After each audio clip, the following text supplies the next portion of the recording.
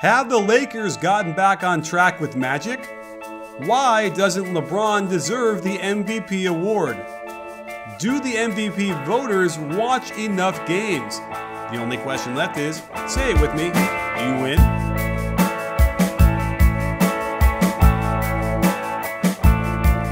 Hey sports fans, Coach Nick here, and welcome to the B-Ball Breakdown Podcast. I am pleased to bring on the show today, friend of the program, Sam Amick, an NBA reporter at USA Today, and is gracious enough to kind of, take a drive with us today. So Sam, how's it going? Coach Nick, doing great, buddy. Long time no talk. Just cruising down. I'm actually headed to Oakland for a little Warriors business, so nice to join you here. Oh, nice. So you actually are in the area, right? You bounce back between like Warriors and the Kings? Yeah, I kind of treat Oakland and Sacramento as the two home markets if I'm trying to stay off the road. I try to be efficient with the schedule, figure out, if it's not Warriors or Kings coverage, then obviously figure out who's coming through town, who I might be able to connect with. And I've told people this countless times, the Warriors admittedly have aided my cause a little bit by having such a relevant team, in the market and where you don't have to get on a plane to go see one of the best teams in the league. Oh, a backhanded comment to the Kings. Oh, I didn't mean it that way, but yes, that's very true. Yeah, well, they have a new arena, which I haven't seen, but I've heard it's amazing, right? It's fantastic. Yeah, I love it. The arena itself is beautiful. I think the one thing that is probably lost on most folks, unless you're from here and had the old arena as part of your routine, is that it's a pretty profound difference having the arena downtown as part of the city as opposed to Arco Arena / Power Balance / Sleep Train, where that was about 10 minutes north of the city. And really that arena kind of fed right into the stereotype of Sacramento as a cow town. It was out in the middle of the fields and there was nothing around it, for most of the time that it was up there. And now, it's not only a beautiful new arena, but they have it smack dab in the middle of downtown, and there's more restaurants down there than ever and bars, things like that. So more of a metropolitan feel, and they did a great job at the arena. It's a very nice place to watch a game. I'm sure you've heard they've got that unique feature where they can actually open up the hangar style windows on a nice night. It's the only gym in the league where you can have kind of an inside outside element to it. So very nice place, and one of these days we'll get the team going too. Yeah. I've been wanting to go up there and kind of do a little feature on it. So I'm figuring out when the schedule happens so I can do a little YouTube-y, tour through the place. But either way, I think we should take a trip down the coast a little bit and talk about the Lakers and what was happening there. I know you did a little bit of reporting recently about it, and so a pretty big shakeup. And I'm wondering what your thoughts are. Are they in that Sacramento Kings purgatory, or is this like the sign that they're heading out of it? We'll see. I've been generally giving a thumbs up to the addition of Magic. And I think a lot of people are focusing on the wrong things when it comes to him and the question of, is he going to have the work ethic? Is he going to make all the calls? Is he going to grind like so many other executives in the NBA? And I think that's what they got Rob Pelinka for. So I think the debate, on that front is more about Rob and his staff. The Bus brothers who are still part of it, Ryan West, a big part of it. With Magic, and the reason I think it's a positive is that, I understand that LA is not what it used to be in terms of the marketability, and you have kind of this flattening effect across the league that social media has played a part in, where back in the day, LA and New York, Chicago, they had this recruiting advantage that nobody else had. So it's not what it used to be, but I think it does still matter. And I think when you combine that advantage with Magic and what he brings to the table when it comes to player relationships and the ability, bottom line, to move the needle with today's superstar, and also because of his business profile, I think that's a key factor too. I think you're going to find a lot of players who are intrigued by the idea of not only playing for the Lakers, but learning a few things about the way that Magic has built his empire off the floor.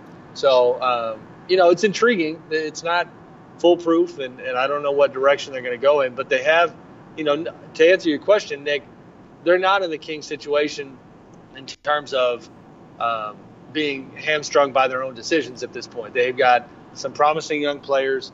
The elephants in the room, the Timofey Mozgov and Luol Deng deals are just disastrous. And obviously they wish they had not inked those guys with the previous regime, with Mitch Kupchak and Jim Buss. But they got work to do. They got moves to make, and we'll see if they can pull it off. For sure. I mean, my question here about with Magic is that, I mean, there's no question he's sort of going to be the face and the recruiter and is going to energize the room and when they're bringing in the guys for free agents. But, like, none of these guys were born when he last played, probably, or roughly, in a way that I don't know if Magic even means much to these guys anymore. Do you have a feeling if, like, they actually understand, like, who he was and what he did, and would that even be an object of they look up to that? There's probably a threshold there where, if a guy's 21, maybe a little bit tough. One guy in particular, that I think is germane to this debate is a guy like Paul George. I mean, the strong sense I've gotten from the Paul George side of things is that not only was he intrigued by playing for the Lakers before, having grown up in the area, but that, yes, Magic matters to him. And two things come to mind. For one, his playing career was transcendent enough that, this is not a case of guys having to pull the history book out and figure out what he did. It kind of reminds me even of, like, Giannis, Antetokounmpo, and the funny story where Giannis didn't really know Jason Kidd's resume, right? Mm-hmm. Well, to me, I mean, Jay Kidd had an amazing NBA career, but it's not as transcendent. It's not as high profile as somebody like Magic. So I think that cuts through the course of time, if that makes sense. But on top of that, and probably more relevant, is that Magic has been out there all throughout, the time as these guys have come up in their basketball lives. He's been out there business-wise. He's been out there on ESPN. He's got a media career where he's been in the public profile. It's not like an Oscar Robertson situation where you might hear from him when the NBA Finals roll around or whatever it might be. Mm-hmm. Magic's been out there. And again, the early indications I've gotten from, I guess you'd call it kind of the superstar community, is that, Magic does move the needle even with the young players. Okay, well, that's good to know. And so basically what you're saying about Paul George, it seems everyone wants to say it's a done deal. He's gone. He's not going to stay in Indiana, and he's going to definitely try and go back to L.A. Is that true? You know everything, so is that true? I wish I knew everything. That one, though, I do have a good feel for it. I would say, I've been doing this long enough to know that things change, and so who knows if there's some development down the road. But very accurate that he has a extremely strong interest in playing for the Lakers. He would love to win a title in Indiana, truly cares about the idea of making that kind of history as a member of the Pacers, having his jersey retired there. But unfortunately for the Pacers right now, he's clearly not seeing the vision, and he's not seeing, the avenue to make that happen. And in the absence of that, I think he gets the wandering eye. The other thing here to watch is that, the end of this year, when all NBA votes are tallied, Paul, in order to get that designated player extension that would give him roughly an extra $30 million, he needs to make one of these all-NBA teams. And so from the Pacers' perspective, I feel like that's their puncher's chance at keeping Paul and the only last hope they have.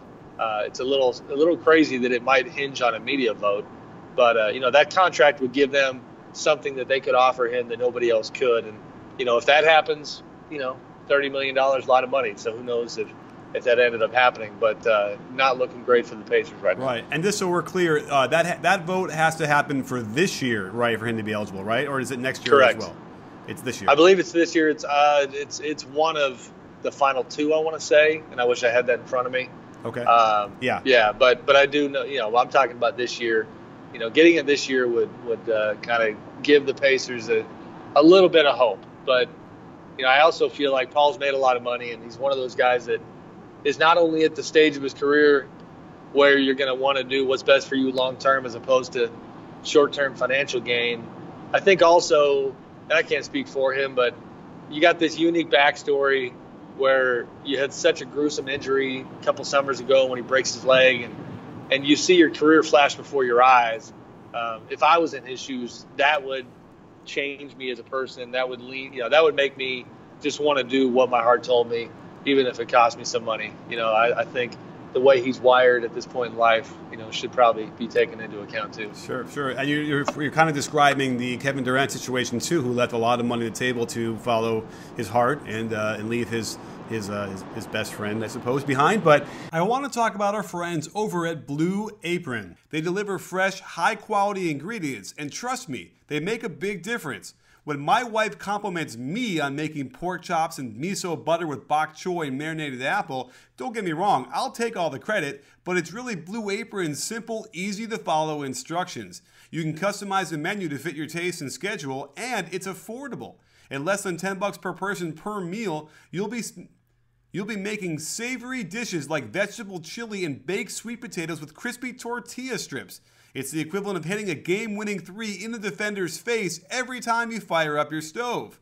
So head over to blueapron.com/CoachNick and you'll get your first 3 meals free with free shipping by simply typing in that simple URL, blueapron.com/CoachNick. I'm telling you, this is a game changer. I'm kind of curious, do you think that Rob Pelinka, who was an agent for all these years and well-respected and very good at what he did, do you feel like that there's some sort of parallel to what's like Bob Myers' role and how he evolved into the general manager position with the Warriors?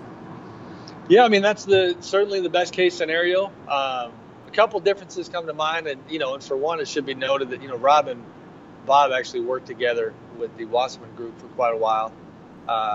Before Rob had gone his own way. And so you do have, obviously, this trend in the NBA, mini trend, I guess, of agents becoming executive. Justin Zanuck with the Bucks is another example. And, and there have been others. Jason Levian during his time with the Grizzlies and the Kings. So there's been some good. There's been some not so good. Bob is the shining example and a guy who's done a fantastic job. The one distinction that I think will be interesting to kind of just observe and monitor about Rob's tenure is that, if you compare Bob and Rob, people kind of forget that Bob came in as the assistant GM under Larry Riley. And, listen, right out the gate, it was pretty obvious that there was a succession plan in place. So it wasn't like, he came up and worked his way through the ranks or anything. He was kind of deemed as the guy of the future, but still, because Larry was still there running the show, and because Larry had a lot of respect, people also forget Larry's the guy that drafted Steph Curry and really got this ball rolling for the Warriors.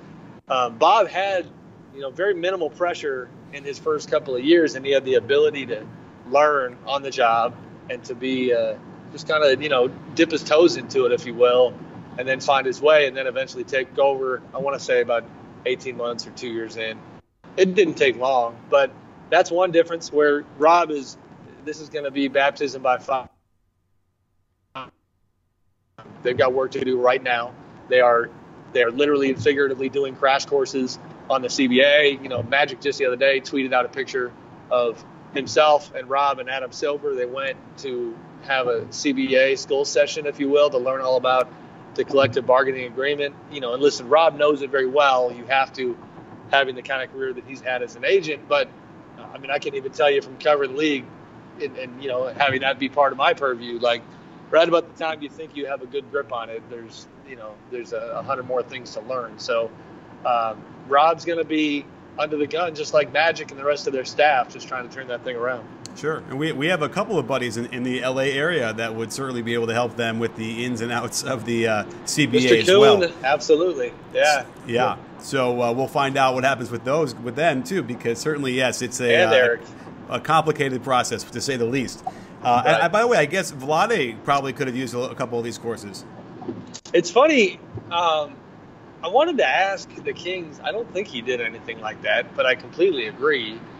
And there's something charming about, that's a weird, kind of probably a weird word to put on it, but there's something charming about like Magic and Rob kind of just not really having any, I don't know if you call it ego or like just being very humble about like, all right, we understand, we got a lot to learn. So like there was something funny to me about Magic tweeting that picture out because, he's not trying to put on any airs and act like he knows it all, which, to be honest, as much as I like Vlade, I do kind of feel like that's a little bit the tone that he had tried to take, that, that he wasn't nearly as willing to admit what he didn't know. At least that was the sense I got. And, and then I think it almost PR-wise, it hurts you because then people assume the worst. Then when you make that trade with Philadelphia where, you could have used the stretch provision to forget who we're talking about there. Chuck Hayes? No, not Chuck Hayes. Who was in that deal? Jason Thompson.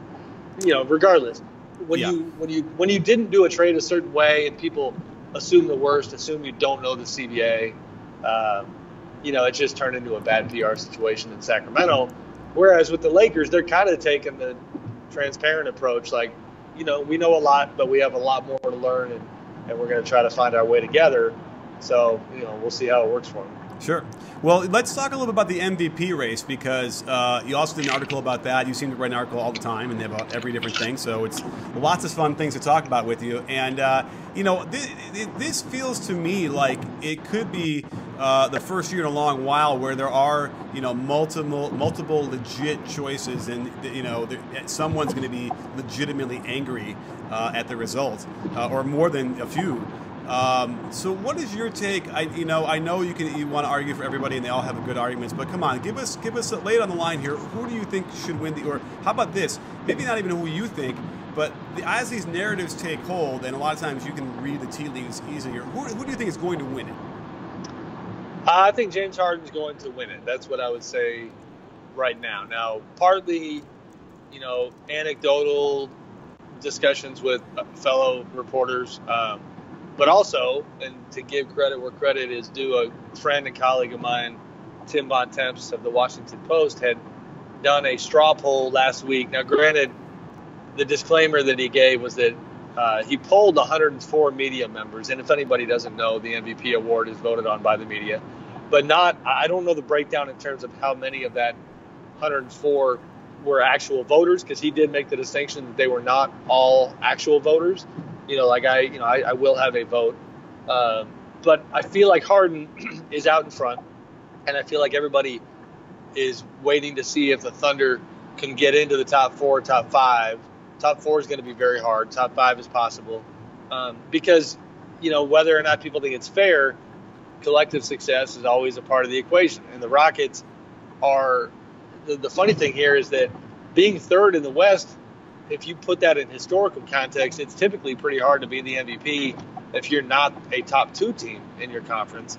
But I think the Rockets check that box because expectations versus reality are in their favor, meaning that people just didn't, they were the 8th seed last year. People didn't think they'd be that good this year. People questioned the Mike D'Antoni hire, questioned the roster moves. Nobody really saw this coming. So it's like, their third place is almost the same as a top 2 finish in every other year. That's how I see it. But I'm fascinated by the debate in general, Nick, because, yesterday I did an NBA TV hit with Jared Greenberg and Isaiah Thomas. And Isaiah had sat there, he had given his vote, his perspective on why Kawhi Leonard should be the MVP. And I've run into a lot of executives and really like big-time NBA names who feel like it should be Kawhi. The vote's going to be fascinating. If I was handicapping it, I think it would be James, Russ, and probably Kawhi and then LeBron coming in 4th at this point. But, we also have 10 or 12 games left, whatever it is. And, I think these moments late in the season actually still do matter too. Okay, that's interesting, and I agree. I mean, you guys also did a different kind of poll where you actually went into the front offices to ask those people, and I think that, if I'm not mistaken, Harden also was the leader, but not by a lot, but he was the leader in that poll as well, right? Yeah, he will. Trip about the poll that I had done was 30. I think by the end of it, 32 execs. A few of them rolled it late. I want to say I had 20 heads of front office. Now, 4 of the teams, it was almost the entire league. So 4 of the teams I disqualified because they were subjective. When you're talking about Cavs, Thunder, Rockets, Spurs, the teams with the guys in the running, I didn't even bother. And to be honest, I did reach out to a few of them, and once they all predictably stumped for their guy, I kind of said, all right, I don't think there's much value in that. Right. Then I also, we talked about the Lakers. I had made another exception, or a disexception, I guess, for Rob Pelinka because he was James Harden's agent. I felt like asking him, what he thought was going to be pretty obvious that he would want James to be the guy. So that's, that gets you down to 25 potential heads of front office. And by the end of it, I think we had 22 chiming in. One of the teams said they just couldn't make up their minds, the GM at that spot. So, but what was weird is that, yes, James was out front, but, you had different takeaways between the head of the front office and guys who are maybe assistant GMs or lower level guys in the front office. Not a lot of LeBron support. One guy out of 20 in the first voting had voted for LeBron, but then you had a bunch of LeBron love from other guys who were not the head of the front office, if that makes sense. I'm kind of giving it to you in circles here, but, interesting stuff. Yeah, and that's the other thing I find fascinating about LeBron is that, I get it. There's some sort of MVP fatigue. We've seen that across the board from, Michael Jordan could have won a lot more, I'd imagine, and we've seen it in the past for other players as well. So I get it. I mean, I guess Kareem could have, probably won more than I think the 6 that he won. So that makes sense to me. But I don't know. I'm watching him play, and I'm looking at this. What compels me to want to choose him is the minutes per game that he is playing.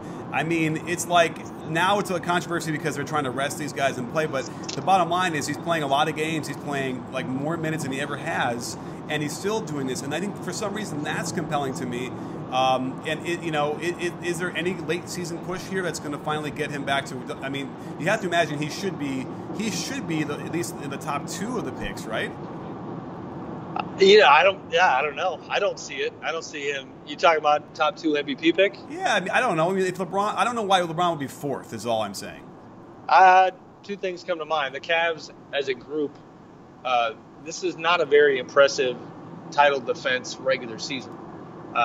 They're a pretty weak top seed in the Eastern Conference. Now injuries have played a part. You lose Kevin Love for a long time. You lose J.R. Smith. I get all that, but I felt like they missed an opportunity, or LeBron did, to seize the narrative for the MVP race when they started dropping games recently. They hadn't been playing that well. Their defense, and I think this kills him a lot. Everything you're saying is true. I keep highlighting the fact that for all the focus on Russ and the triple-double average and historic element of what he's doing, LeBron, and this is for James too, but here's a stat that I keep trying to share. LeBron's current numbers, and I don't have them in front of me, but I'm talking points, rebounds, and assists. There's a historic element to what he's doing as well. Oscar Robertson has reached those marks, those averages 5 times, and Michael Jordan is the only other guy to have done it, and MJ, as great as he was, only did it once. So I feel like Russ should not be the only guy who is being given some love and some credit for making history here, because the other one is Harden, and his numbers, it's also Oscar Robertson, but it happened twice instead of once. And one season of crossover there, 61-62, where Oscar averaged the triple-double. But so that's the positive stuff with LeBron. The negative stuff is that we know that in any given moment he could lock down anybody in the NBA defensively, but I think it's a bad look for him that as a guy who can defend at a high level and is the captain and the leader of that team, that they have the 21st rated defense in the league. It's just not impressive. That matters to me. If you look at to compare it to Harden's candidacy, we all know James is terrible defensively, but there's an element of respectability to have the Rockets, I think, currently sitting around 13th or 14th. Yeah. In defensive rating. For them, that's pretty decent. Same thing with the Thunder, where they most of the year they've been top 10, I think around 9 in defense. It reflects poorly, I think, on LeBron that whatever part he's played in the collective effort defensively, that they're as bad as they are. Ah, that's a great point. And, as a coach, it frustrates me because, right, that they'll turn it on and they'll suddenly find their lockdown defense. And you're not supposed to be able to do that. But they're in the East, and and LeBron is LeBron, and I get that totally. And in fact, I'm going to have to do a breakdown on the Cavs defense to kind of explain exactly what's going on there, because it's got to be one of their lowest rating in a long, long time. And I get it. And I do know that one thing that can really help is Harry's Razors, a place to get high quality razors to shave your face. The trial set came to my door in a cool package with shaving gel, 4 razors, an easy-to-hold handle, and an even cooler story about their founders, Jeff and Andy, who literally bought their own factory to make razors for $2 a blade, half of what you'd pay when going through the hassle of driving to the drugstore, waiting for the dude to open up the special locked case, since I guess there's a black market for stolen razor blades or something, and that's if you even remember to buy them while you're getting shampoo and soap and everything else.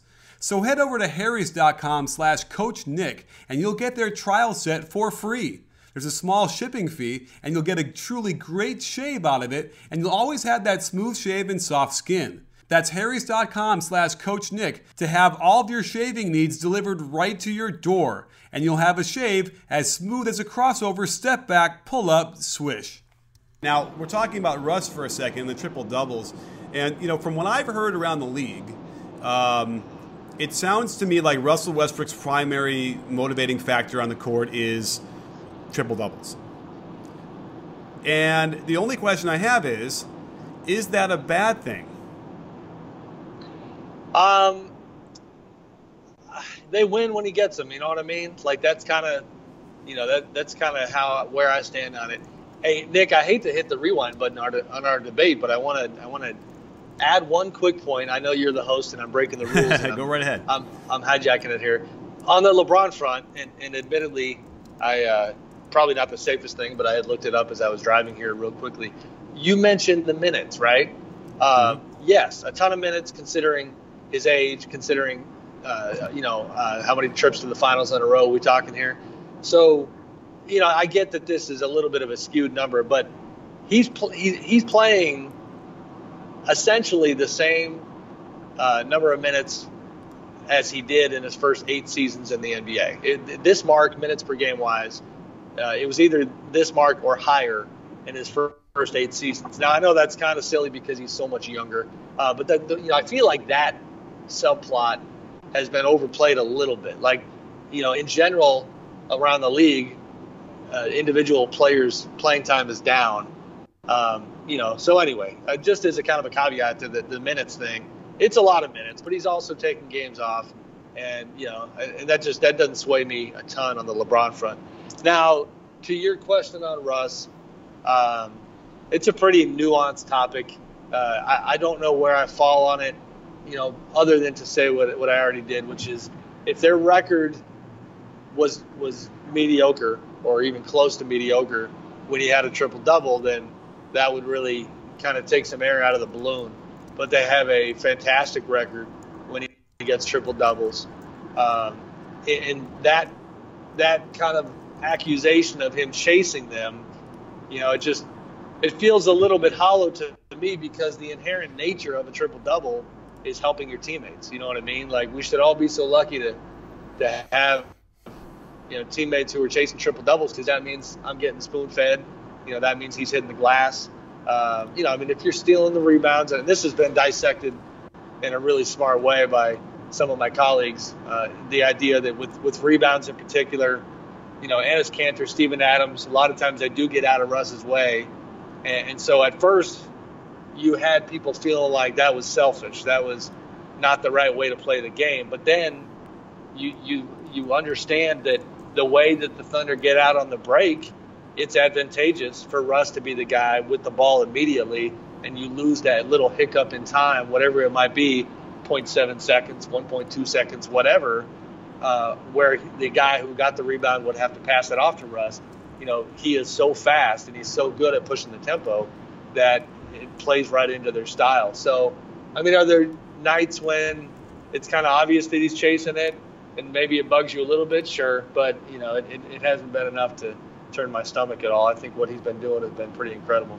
Fair enough. Fair enough. It's a conundrum to me. You're right. I'm kind of trying to call up really quickly what their record is and all the triple doubles he's got. It looks like he's got 34 on the year, and he's 1, 2, 3, 4, 5. They've only lost 6 of those. So that's, yeah, you're right. I mean, that is the conundrum because, aesthetically, from a coach's perspective, I just don't really enjoy watching him play a lot of the time. It just seems like it's all a little bit, it's a team game, right? And we're supposed to sort of, like that. And it kind of reminds me a little bit of like, if you're a batter in baseball, it's like, how can you really be selfish? You're trying to get a hit that's going to help your team. Right. And so it's similar to that. There is some stylistic things, and I suppose from a team standpoint, you could end up hindering the team if you're too dominant with it, and they can't develop and find their own rhythms. That's the case. I do think that I've gotten into some arguments on Twitter recently about the quality of his teammates, and for some reason, and maybe you can help me. I can lay down on your couch for a minute, but whenever I say, like, his teammates are a lot better than people think, like, they kind of want to call them all bums and they're not worth anything, he's carrying everything. And invariably, the Russell Westbrook fans will not only yell at me for saying that, but they'll also try and skew it like I'm simply trying to change the MVP argument, which I just think, all I thought I was doing was trying to stick up for some, these role players that are doing nicely. No, I'm with you on that. I mean, I think he especially after the trade deadline with them getting Taj Gibson and Doug McDermott, I thought those were good moves. And I like the supporting cast in OKC now. But here's the one distinction that I think gets Russ off the hook as far as the allegation that he's kind of messing with their potential, which I think is partly what you're kind of saying, is when it comes to usage rate and it comes to just putting the ball in his hands. I mean, this is historic stuff. He's got the ball more than anybody, I believe, ever in the history of the game. And that should be accounted for.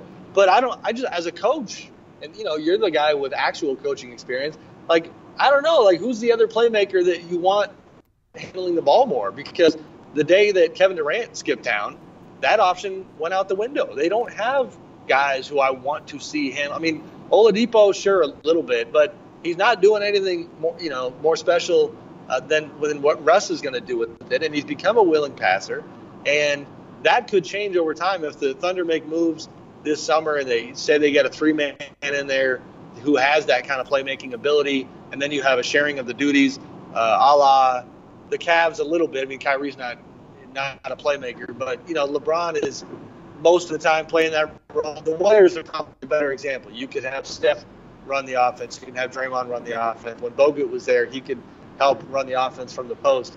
So the Thunder don't have those options. So that's why I'm mostly comfortable with how much Russ has the ball in his hand. Listen, with me on usage rate, the hypothetical of whether or not James or LeBron or Kawhi could do similar things if they had the ball in their hands that much, I think that overlooks the idea that Russ's motor is, another aspect of his game that needs to be credited, needs to be appreciated, because I've had coaches tell me that those other guys might not be able to do what he does every single day on the second night of back-to-backs, not resting. He corrected some local OKC media the other day when they had acted as if he had rested several times during his career. It's a very short amount of times that he's ever rested. He's not one of those guys that rest and then he'll give you, every ounce of energy that he has on the second night of the back-to-back. I saw that earlier this year when they had a Portland, Utah back-to-back, and just kind of marveled at the fact that he still goes 100 miles an hour every minute he's on the floor. So, he's an interesting case study, very, kind of controversial, fun to debate about. But, we'll see what happens. Again, I think James is out front, and we'll see if he can win it. For sure. Well, speaking of giving every ounce of energy to our podcast, this is certainly what you did today with us, Sam. I can't thank you enough for coming on and breaking some stuff down for us. What are you working on right now? What should we expect to read from you over on USA Today coming up? Well, we've been trying to be all over the rest discussion. I enjoyed yesterday writing kind of an FAQ analyzing the situation, some reporting in there on the specifics of why the Cavs upset Adam Silver and the specifics about league protocol relating to reporting on injuries and illness and rest and where the Cavs got sideways with the NBA. That issue is not going away. April 6th all of a sudden is a lot more interesting. The Board of Governors meeting where they're going to have a pretty robust discussion on this topic. I think it's an interesting moment for Adam Silver because he has been accused, the longer he's been in office, so to speak, of being very productive and fantastic for the league, but after the Donald Sterling saga, not necessarily a Stern-like, a David Stern-like disciplinarian.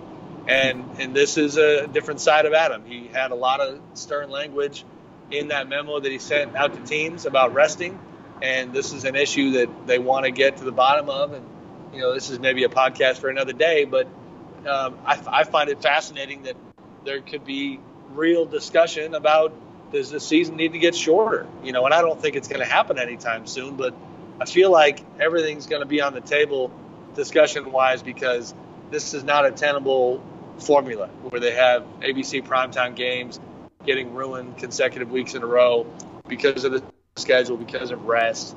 I think Adam is, he's hearing from the TV partners, maybe even hearing from the Vegas folks who, have a lot of money funneled in one direction on a certain game. And then next thing you know, guys sit and it changes everything. So interesting stuff. And that topic's not going away anytime soon. For sure. I mean, I think that one of the easiest ways to do it is not necessarily shorten the season in games, but just lengthen it so they don't have to have as many back-to-backs and 4 games in 5 nights. And it looks like they're already taking steps to do that as it is. But, I would wish, I guess, we had to start even earlier because we're already into like the end of October, which is crazy to start a season for a winter sport, and then going into June. But, it seems to me that would be the only way to do it. It's just simply because no one's going to cut games, right? I think the only way is to add another like 7, 8, 9 days to the season and try and then budget those games better. No, I agree. I'm intrigued though by the idea that everybody assumes that if you cut games you lose revenue, and I'm kind of starting to feel like you got to be a little more creative than that and remember that the NFL, take a page out of their book and remember that appointment viewing is potentially incrementally more profitable than what the NBA has now. I'm a guy who covers the NBA, and there are countless games every week where I feel like I should watch them. I probably need to watch them, and I don't really want to watch them because there are so many. You know what I mean? Like, but then you have the other ones like, oh boy, the Warriors are in Oklahoma City. It's appointment viewing, and you stop what you're doing, and you watch every minute of it. And guess what? You watch the commercials, and then if you got more eyeballs on those commercials, then that's profits, that's revenue. I'm not one of those people that buys into the idea that if you cut games, you cut revenue. I think, if you did it the right way, again, taking just a page out of the NFL's book, I think that's got to be remembered because the oversaturating the market with content, with inventory, I don't think is the way to go. I hear you. That's a really great point as well. And I think what you're also saying is, we can quote you on this, right, where you hate watching when the Orlando Magic play the Phoenix Suns. Have they ever played? Because I've never watched that game. That would be the example I think that we're talking about. I hear you and then really quickly, because, you guys are all in charge of voting for all the MVPs, and, it's impossible for you to watch all the games. And I think there's a big backlash at this point on a lot of the voting of this stuff because it definitely tends to feel like not enough games are being watched by the decision makers in this. And I don't know, do you feel that way? I do, and I think, I know this is going to sound biased, but I've got incentive to cover as much ground as possible, right? Because I cover the whole league in terms of watching.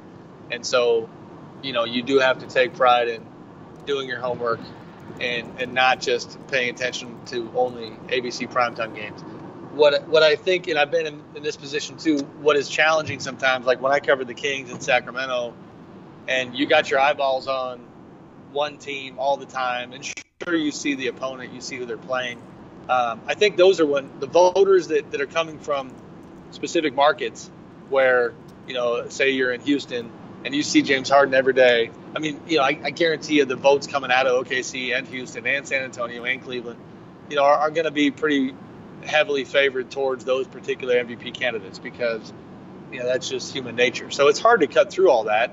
I certainly don't think, I don't know what the solution is, but again, the inventory, if you will, on games and action it's pretty tremendous. There's a lot of NBA basketball being played all week long, all year long, and it's tough to keep on top of all of it.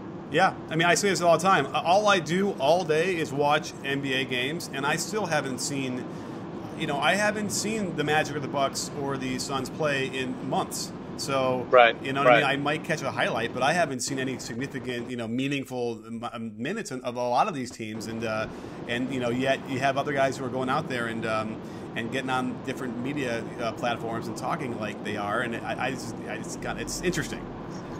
It is, for sure. I mean, when I went down to LA recently, I had a little bit of humble pie on that front where certain developments that I thought were new, I had local beat writers kind of give me a hard time, like, no, that happened 6 weeks ago.